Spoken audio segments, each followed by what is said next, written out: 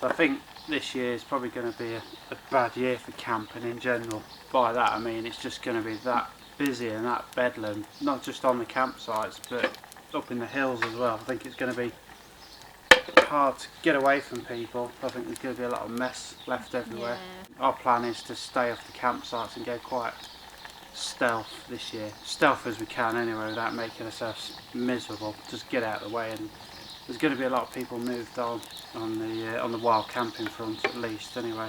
Yeah, I think this year you're going to have to try and be a lot less visible than normally. You know, sometimes you pitch earlier because you get used to wild camping and you're not worried about it. I think this year you're kind of going to have to pitch late and get up early and move yourself off and try and be as stealth as possible, isn't it? Yeah, right off the beaten track. I think that's the order of the day. Oh, crying, smoke in my eyes.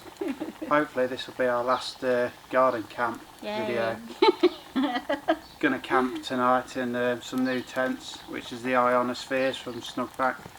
The reason for these for us is was always not keen on the stratospheres when they're zipped up, when there's bugs about, because they are quite small. Well, they're not small, but they're just quite claustrophobic, I suppose, if you don't like being zipped up in things. I mean, I'm fine, I don't have any issues with it, but so the ionospheres are a bit bigger. They're kind of like a big hooped bivvy or small one-man tents. They're very stealthy and green, and we'll put them up in a bit and yeah, show you. Just cooking at the minute. Concoction of things. Don't know what you'll call this. You can make a name up. Probably burnt crap. But yeah, this week we've just been. We didn't do a Tuesday video. Oh, eyes are streaming because we've been doing a bit of a camper conversion in the car. Well, starting it anyway. Doing all the woodwork, building a bit of a bed. But we needed we need to use seats in the back of the car for the kids as well. So it needed to be folded in and all that sort of stuff. So. Taken the best part of the week, hasn't it? All your soil and everything off. The idea is a bed that unfolds and leaves half of the car free to transport kids to other parents on the way to camp and stuff like that. So we've also been out for bacon sandwiches next to the river. That was nice. Took a hobo stove with us, cooked some bacon. So it feels ages, doesn't it, since you could actually cook outside, and it's nice to have a picnic and that smoke. Too much.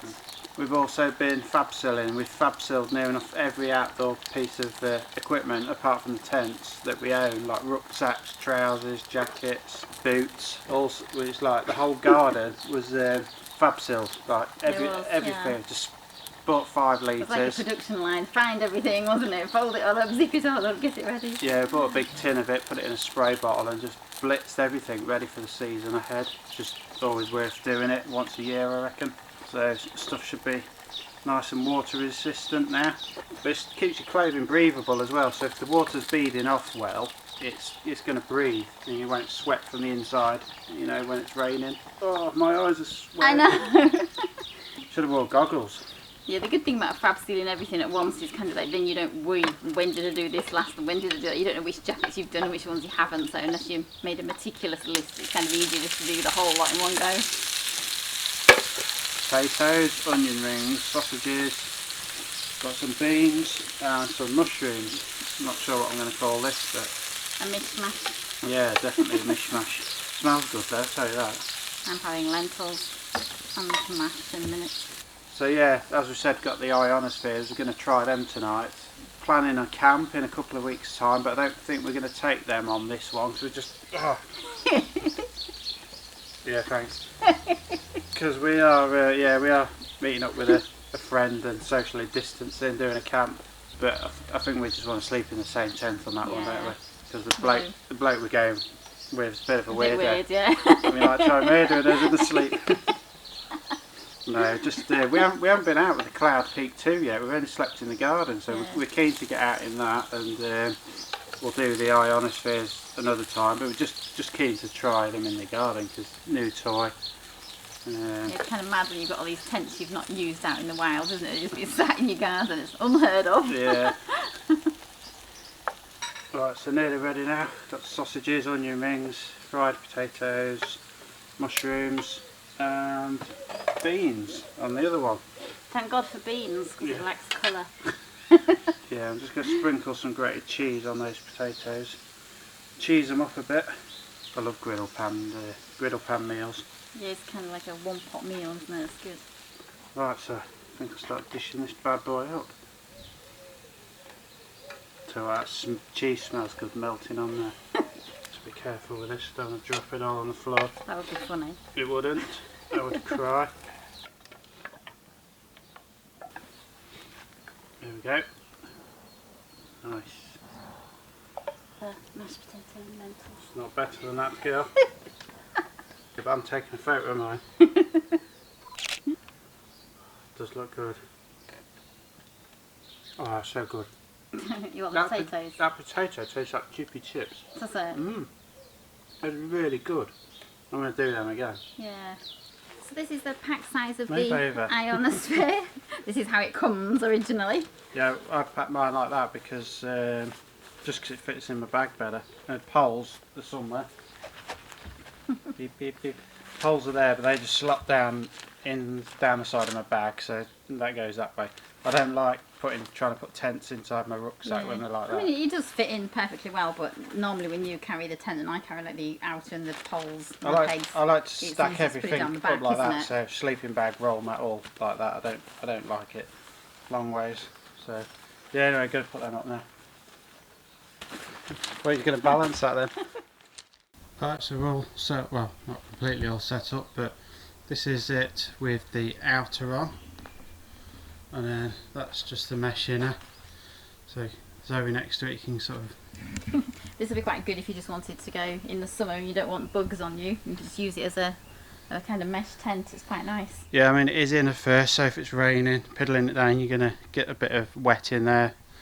It's just the way it is. But on the plus side, you can use it as a bug tent. And then with the outer on, it's quite low profile. It's a nice green. But this is by no means a review, it's just a sort of first look. We want to try them for our own peace of mind. Good ventilation under the bottom there.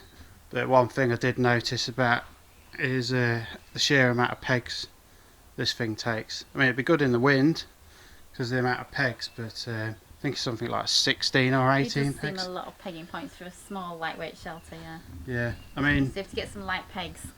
That's the answer. Yeah, I mean, I don't think a lot to snug packs pegs. They're... do you want to just grab us one, Zoe? They're be handy if there's a cord on them so you can pull them out, and they tend to be a bit sharp on those corners. Some of the snug pack ones I have modified actually to put the cord on. It's just when that's in the ground, it's very hard to get up. And if you can get a grip on it, it's very sharp underneath these, so I would possibly blunten them off a bit and have a bit of cord so you can grip your finger and pull it out of the ground, because that is nigh on impossible without shredding your fingers getting that out of the ground. And you shouldn't really be pulling on the tent rubbers to get your pegs out. It's not the way to do it, but yeah, so we normally bin those off. One thing that's good about these, while we've got the outer off, you can actually see that the rain can't get in because the bottom layer comes right up to here. Yes. So obviously it's quite high. Yes, it's bathtub. Yeah, it's a very deep bathtub, isn't it? You could have a bath in there. You could. So yeah, the outer, as you can see, is quite high, but you don't have to worry about it because the bottom bathtub layer comes really high, and especially at the end comes up really high as well. So it comes up to there. Yeah, DAC poles as well, so really light. Like I say, this isn't a review. It's just a really sort of first impressions on them. But we're going to keep in them tonight, and we'll maybe talk a little bit more in the morning about them. See about what they're like. Leave no traces, are we? Yeah, I know. We managed that in the wild. That's just what I thought, and then yeah, in our own garden. That was you. I don't put things on bits of MDF when I'm in the wild. I'm careful. This is my stove. Look. Let's have a look. Yes, but I found you that nice piece of wood. Don't give me that shit. I did. No, you've ruined the Lord now. Never mind. Let's never speak of it again. Alright, so it's getting dark now. Just to show you inside. The doorway is at the head end there, sort of on the corner. And that's a full length sleeping mat. It's hard to see in there, but if I shove it till it touches the bottom of the tent, you've got a good, I don't know, 2.5 foot at the head end before the end of the bedroom. So you've got room for your rucksack either end, but yeah, plenty of room. I think more, I mean, although I'm very confident they'll be okay in the wind and rain and everything, but I think they're more of a suited to nicer summer months, basically because you've got to get on your knees to get in there, really. I mean, you can get in by stepping out your boots into there and sort of backing in, but you know, if you fall on the wet grass, you're gonna get a bit wet. But yeah, nice and low and stealthy. Right, so we've got a torch now. A bit lighter now. Yeah, some people say they find them difficult to get into. I don't think they are. I think it's dead easy to get in and out, to be honest. Yeah, you're nimble. I disappear in here though because it's so big. If I go down to the bottom, I haven't reached the bottom yet. Now I'm at the bottom. This is how much space I have. Loads. Yeah, they are long, aren't they? Yeah, really long. Thanks. Loads. Yeah, I think they're quite easy to slip in and out of, really, to be honest. I like the way you can tie the doors back as well. You tie the mesh back and you can tie the outer. It's quite nice. You just have the mesh and see out.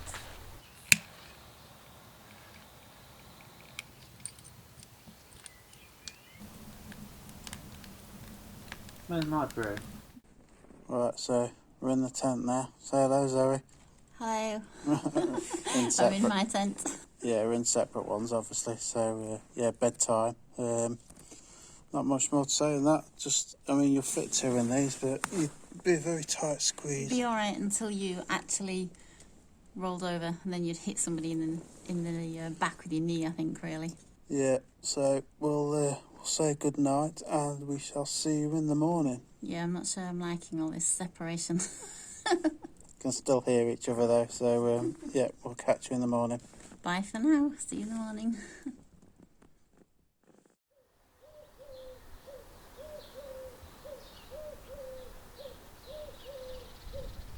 So just got up. It's excuse the rough look. It's slept alright, a bit chilly at one point in the night, and just stuck a foam mat somewhere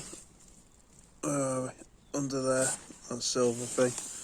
So I was on an air mattress, so I could feel the cold, but it just started raining now actually. No condensation on the inner, which is good because it was quite a chilly night last night.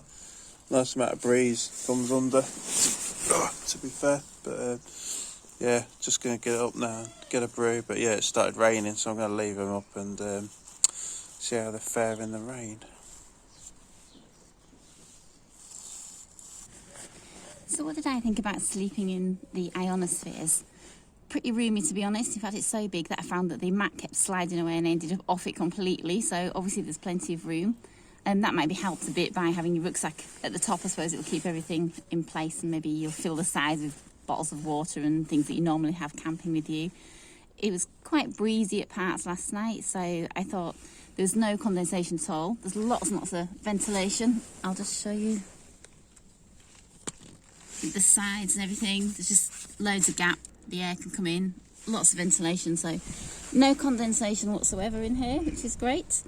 Overall, quite pleased with it. See what Gareth thought. Gareth's here. Hello. You made me jump. Sorry. One smooth move. So that was the ionospheres, our stealth option, or one of our stealth options for this year when we need to be a bit low-key, more low-key than normal. I mean, we're not going to use them every camp, obviously, because it depends what we're doing at the time, but it's nice to have an option to get out of the way and below long grass and things like that. That's it. Sometimes when you've only got like tiny little pitches, or you think you're going somewhere where there might not be much flat space, it's quite nice to have a smaller shelter, isn't it, that you can just get into, well, not into a dip where there's a river like we've done before, but in and out of the way, really. Yeah, so, yeah, this year it's probably going to be bedlam. If you're wild camper, just stay off the beaten track, stay out of people's way. Obviously tidy up after yourself, and let's try and not get everyone's backs up this year, with because there's going to be plenty of idiots doing that anyway. So yeah, problem is we don't want a big ban, do we? So it'd be nice if we can get it back to normal. Soon they'll all be back on holiday where they normally go, and then we'll have the hills to ourselves. Yeah, back to Costa del Chav. So yeah, thanks for watching, and we'll see you again soon. Bye for now.